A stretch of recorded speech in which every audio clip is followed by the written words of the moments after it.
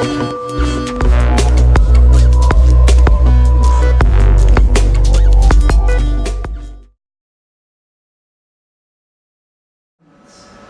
a matter of fact, I would say we never had such a thing as EMU, Economic and Monetary Union. What we have is monetary union without economic union.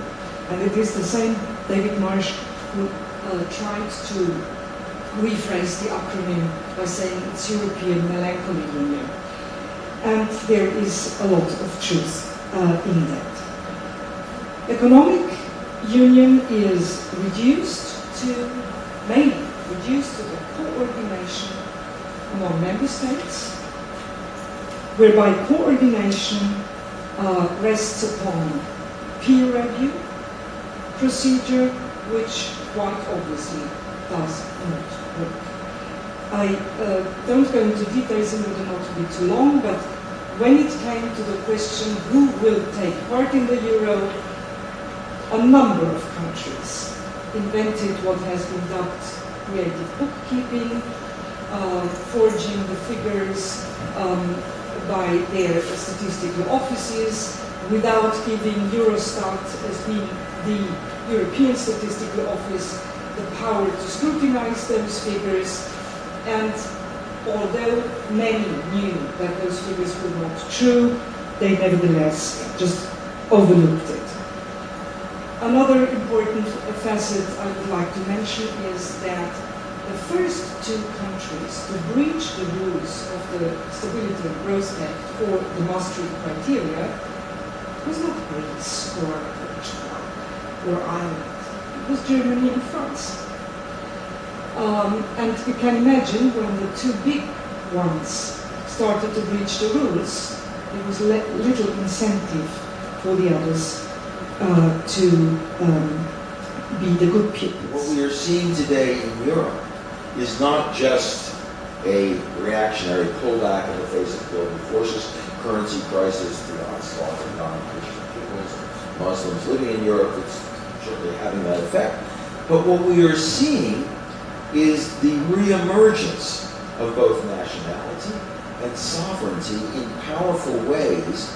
Powerful because they are not contingent to the bodies they're associated with the States. So, of course, we come back to the States just as Rick Perry, even today, 225 years later, comes back to Texas. Texas is in some ways more significant, more important to the United States of America. An unbelievable number of Americans actually believe that the states, where they are, have priority, are sovereign, in the sense that means the United States has no right to tell them what to do. So, now, if that is correct, what we have is not the failure of a course from sovereign states to union as a result of too much emphasis on fiscal and economic and currency issues and too little on political and civic and citizenship and democratic issues, which is your position and has for a long time been mine too, and I still think it's part true. But rather that, in fact, the sovereign states attempting this union are ultimately constitutionally incapable of it. Some kind of a crisis, whether it's a natural disaster or a currency disaster, or the recrudescence of nationalist feelings in the face of foreigners, in the face of Muslims, in the face of outsiders, will push them back to what comes naturally to sovereign national states. That we are a people with coherence, with social capital, with bonding together, and we have a sovereignty which represents our right to govern ourselves directly. And even the notion, and here's the big problem with democracy that I face all the time, democracy itself is, and has been for 300 years, left inside a nation-state sovereign box. Democracy has associated its development and fate with the nation-state very successfully. The success of nation-states as entities has meant the success of democracy, such that today new nation-states, whether it's Libya or Afghanistan or Iraq, right away want to be independent nation-states. They want to join nation-states. The Arab Spring, though it starts virally across borders, is now an effort by a whole series of nation-states to create internal democracy, with no reference whatsoever to democracy in the region and across borders, which again is natural.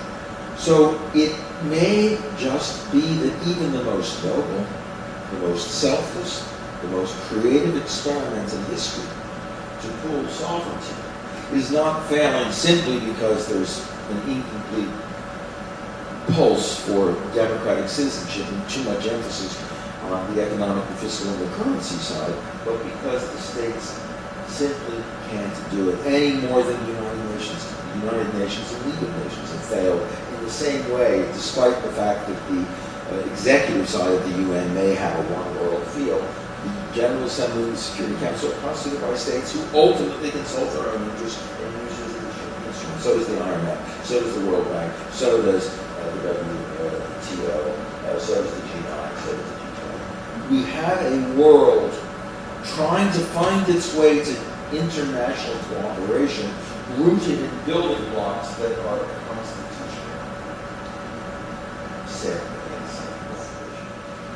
Hillary Clinton gave a speech in the European Parliament 2 years ago, I think it was 2 years ago, where she spoke about the European miracle. The European miracle meaning that we finally stopped killing each other every 30 years by cooperating on economic terms, and that was a compliment we all well received. But then she added another sentence which really upset me, I must say it like this, sorry for being upset by the Secretary of State. She said, but finally Europeans gave up the illusion of becoming a political unity or union, because that is impossible given the great diversity in cultural, economical, political terms. I was not there, and if I had been there, she would probably not have waited for my reply to that. But I think in particular Americans, with their history, should know what it means to create unity out of diversity. And that we Europeans today face what Benjamin Franklin has defined as, if we don't all hang together, we will assuredly hang separately. Thank you very much for your attention.